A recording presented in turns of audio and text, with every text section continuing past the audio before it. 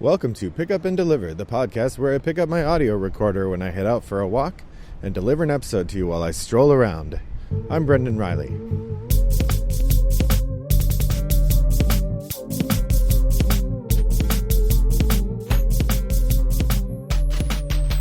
Well, good morning, listeners. It is a sunny, slightly chilly, mid-April day here in suburban Chicago. I'm out for my morning constitutional, and the construction site across the street is a hoppin'. It certainly seems to be, essential, at least in terms of the way that they are going at it, working on houses. So, I thought today that I would just talk about some games I've been playing, some fun I've been having. First off, a little family narrative that I thought was sort of a funny thing that happened. I mentioned a couple times now that my son has joined our Gloomhaven campaign. And so we've been slowly chipping away at that story, playing a lot. And we nudged it a little bit because my daughter is level 9 and she's gotten to the point where she can't get any more perks. She can't level up anymore. Her character is essentially as good as it's going to get. And so in order to have her have fun, we fudged it a little bit to try to purposely find the situation in which her character would get to complete her life goal, because she had to kill a certain number of a certain creature, and we just hadn't encountered those. So we found an adventure that we had available to us that had those in it, and we went and played that. We did not win. For those of you who have played it, it's called the Forest of Ooze. Very difficult adventure, although we did better than we thought we were doing. There was a point where she had killed enough of the creatures to be able to finish her campaign, and so we all sort of just realized we weren't going to win, so we kind of went for it, and we ended up killing almost everything on the board, but we had so few cards there was no way we could complete the mission anyway. So we go back to the city, and she reveals her lifelong goal. And it turns out her lifelong goal is not complete. We thought this was her retirement requirement. But instead, this just opened up a personal quest. And we now have a couple more missions to do before she gets to retire. And she laughed so hard. I was like, you little brat. Because she was having so much fun. Because we were all excited to see which character she would pick. We were like, the whole family was keen to see what would she do now that she was retired. And she wasn't retired. Oh, it was great. What a delightful gaming moment. All right, so story aside, today I am going to talk about 3 games. It's a shooting from the hip triple shot. This has become a pretty regular segment as I'm chewing my way through new games in our collection and trying to get back to reducing the shelf of opportunity significantly. So today I have 3 games to share with you. The first is Letterpress. I mentioned that I played this last time when I was talking about deck building or drafting games.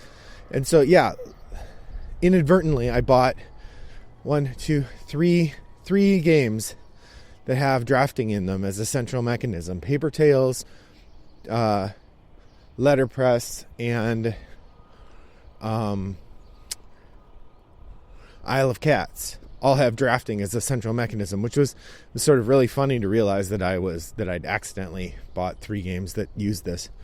But anyway, Letterpress. So Letterpress is a word game that I heard positively reviewed on Shut Up and Sit Down. They didn't say it was gonna, break the doors down or anything, but they said it was a fun little word game. The way it works is a drafting game. You get on the table, there's a sort of central pool. I think in poker they'd call it a river of cards that everybody gets to use, and then you get a hand of 5 cards. So these are letters. In the middle, you have 2 consonants and a vowel available to you. And then you get a hand of 5 cards. You take 1 card, and most of the cards have a single letter. Some of them will have 2 letters like LY or QU. And the way those work, you're allowed to use one or both of the letters. If you use both, they have to use them in the order they're in, and together.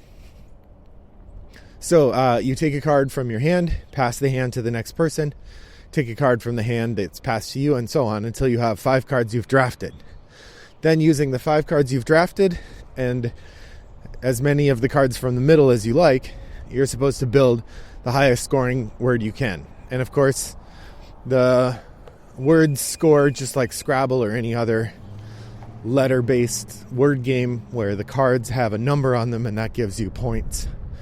I imagine that the point ratio in English is probably basically the same ratio they use in Scrabble, but I don't know for certain. So anyway, after you've built your word, you lay out the cards that you're using for your word, and then the other cards go in the discards. You're generally not going to use all 5 of the cards you drafted. But, so you have, there's the vowel in the river, there's 2 consonants in the river, and everybody's got a couple cards they used, depending how long their word was. Then, the person whose word in that round was the highest scoring picks one of the cards from around the table. It could be in the river, it could be one of their own cards they used, or any of the cards anyone else used that round. And they take that card and put it in their personal collection. Then, if you got first or second place in a 4-player game, which is what we played, if you got first or second place, you get to take 2 cards. If you got third place, you get 1 card. And if you got 4th place, you get 1 card. So having grabbed these cards for your collection, then you do it again. All the remaining cards are discarded. You draw 2 more or 3 more for the river. Everybody gets 5. You draft again, passing in the other direction. Do that 4 times. So after the 4th round, everybody has at least 4 cards in their collection. Sometimes you could have as many as 8, I guess, if you won every round. Then there's one more round where you deal out 2 cards to the river and 1 card to the 2 consonants and 1 vowel to the river. And then using the cards that you've built in your collection, you build one last word. And that word that you build is the one that gives you your final score. So all the other scores you got don't mean anything, which is a really interesting mechanism. It was an interesting game, a fun little word game. I would say I prefer Quiddler, which is basically rummy with building a word instead of building a suit or a set or a run, but or sets and runs. But for what it was, it's pretty fun. I'm sure we'll play it again at some point. The drafting is an interesting bit because it's hard to spell a word without knowing what your choices are. And each time you're making a draft, you're kind of making your choices. So it is a game that could really lead to some analysis paralysis if people aren't willing to just kind of go with the flow. That's Letterpress. Osprey Games is the publisher there. A nice little production, good cards, nice box. Nothing special in terms of art. I don't even know if there's a credited artist. I don't think there is because it's all graphic design, which is certainly its own art, but generally doesn't get the same kind of credit that somebody who's drawn pictures would. So that's Letterpress from Osprey Games. I regret that I did not notice the name of the designer, which is going to be a running theme actually this episode, I believe. The second game I want to talk about is a game I played on Tabletop Simulator with some pals. This is a game we have in our collection at the Toggle Gaming Club that I normally go to on Tuesday nights, and I played it on Tuesday night. For those of you who haven't been following it, I've been alternating with one of the other Toggle organizers, a live play event on Facebook Live each Tuesday night at 7 p.m. Central Time to kind of replicate or make up for the Toggle game events that we used to hold at our bar before all of this happened. So after that, I often connect with people on Tabletop Simulator or on Discord or both and play a game or two. And so the game we played this week was Las Vegas. Now, Las Vegas is a relatively light dice rolling game with some area control elements. The idea is there are 5 casinos on the table, or maybe 6, and each casino has a certain amount of money that's going to be its profit that round. And each player will, you get 6 dice, I think. Now on your turn, you roll your dice, and you can put all of the dice that you rolled of a single value on one of the 6 casinos. You have to put them on the casino of that number. So there's a casino with a 1, a 2, a 3, and so on. And whatever you roll, say you roll 2 3s, a 4, and 3 5s. So you could either put both 3s on the 3, the 4, the 2 4s on the 4, or all the 5s on the 5. You get it. At the end of the round, if you have the most dice on any one of the casinos, you get to take the highest value bill that's there. And the bills go anywhere from $10,000 to $90,000. If you're second place, and there is a second bill there, sometimes there is, sometimes there isn't, then you get to take that. If you're third place, and there is a third bill, you get to take that.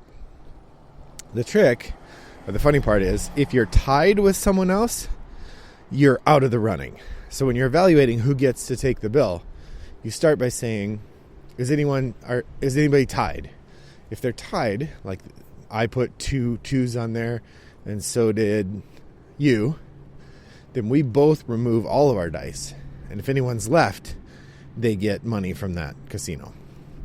So there's an interesting bit of brinksmanship there as well, where you could throw away some of your turn just to make sure somebody else doesn't get a big payout.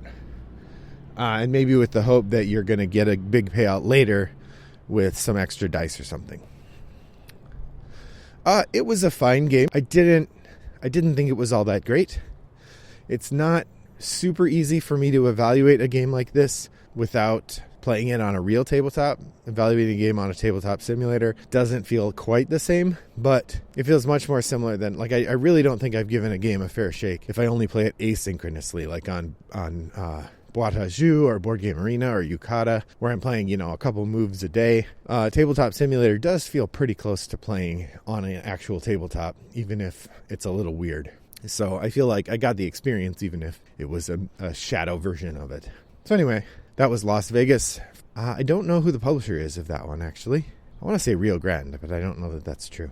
So the third game that I wanted to talk about today is another of the new games I got right at the end of last month. So I'm doing really hard to get those right off my shelf of opportunity. This is Trismegistus, the Ultimate Formula. Now, I bought this game because I'd heard lots of good things. It looked like a nice, crunchy game with lots of interesting choices to do. I liked the art. It had a solo mode by David Turkey, which usually means it's pretty good. And I just thought it sounded fun. So, it is fun. I'm really enjoying it. It is definitely in the genre of, I don't know, track advancement games. I've talked here a bit before about games like Coimbra and Lorenzo El Magnifico and Newton as games where a big part of what you're doing is managing efficiencies and moving your markers along tracks. I feel like that is one of the genres that I'm not generally as good at. Although maybe I just hadn't clicked. I've always been taught those games, although I really liked Coimbra. I think Coimbra is more like Orleans that way, actually. But the other ones, Newton and Lorenzo Il Magnifico, I was certainly taught the games skillfully, and I understood how they worked. But when you have to learn a game out of a rule book yourself, you come to know it in a deeper way that maybe helps you understand the interactions better, and so your first play is more rewarding. At least that's how I'm understanding what happened with Trismegistus. It is Daniele Taxini, I think, is the lead designer, who is one of the team that did Zolkin and Teotihuacan. So it is that kind of game.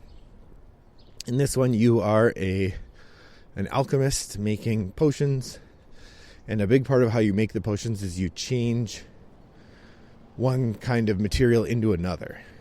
The turn mechanism is really interesting. They have these bowls of dice, these little piles of dice in the middle of the table with different symbols on them. And if you currently don't have a die to use, you take one of the dice from the middle. The dice from the middle have a couple variables. One is the number of dice in their pile. There could be anywhere from 1 to 5 dice.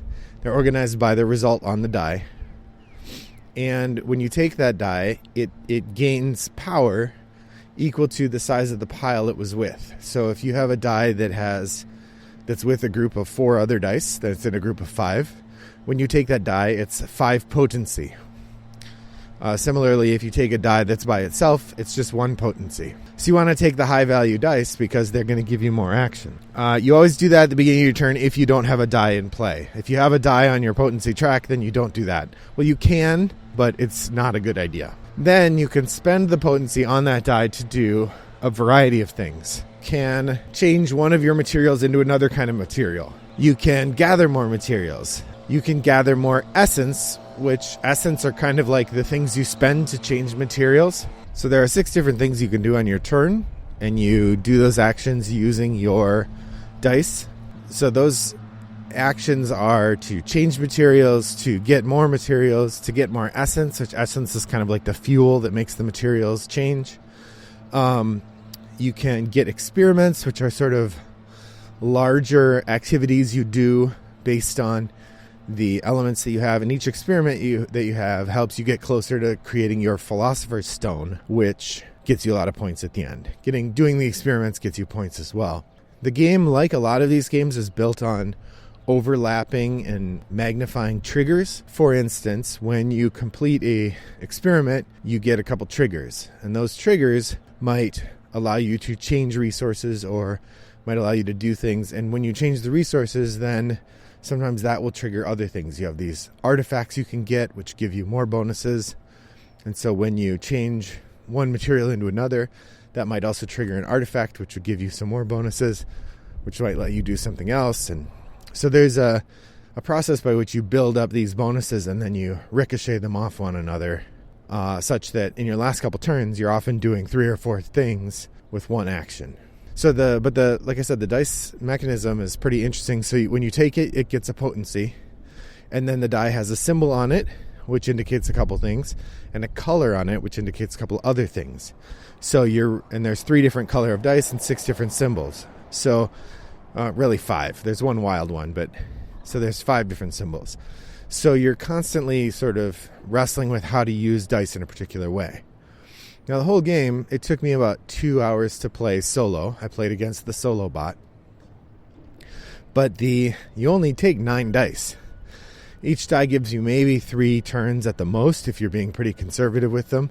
So, you're taking 27 turns probably maybe 30 turns in a really slow game. You could take as few as 20 probably. Especially because one of the main things you want to do is get artifacts, and the artifacts cost you 3 potency. So you're almost always going to take those with the bigger dice that you get, and those eat up a lot of your actions. I really like this game. It might be the circumstances that I spent a lot of time learning it. That it is a hard game to learn. There are a lot of different pieces going, and I think the rulebook is mediocre. There are elements of the rulebook that work really well, but a significant portion of it is hard to understand, and I had to read it several times to get it. In fact, the first read through, I had a lot of trouble understanding what you're supposed to be doing, which is one of the reasons I find these track manipulation games difficult, because often the theme feels pretty shallow. Once I kind of make up a narrative in my head, like the idea the essence fuels these transformations, well, that helps. But the game, if it says that, it doesn't say it very clearly.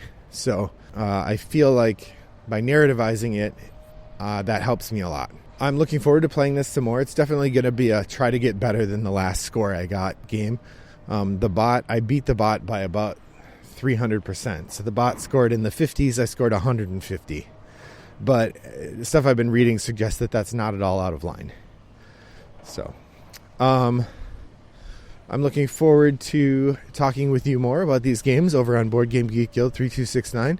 I also started a geek list over there, which I'd love to have your contributions. It's called The First Question. And the idea is, I've noticed a couple games where when people are learning the game, they always go to Board Game Geek and they post the question.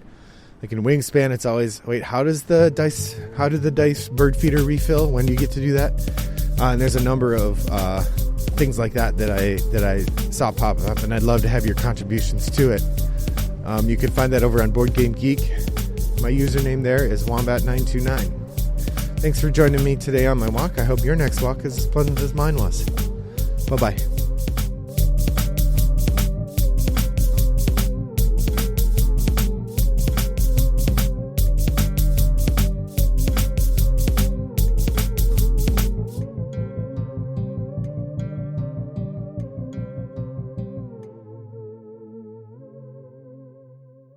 Brought to you by Rattlebox Games.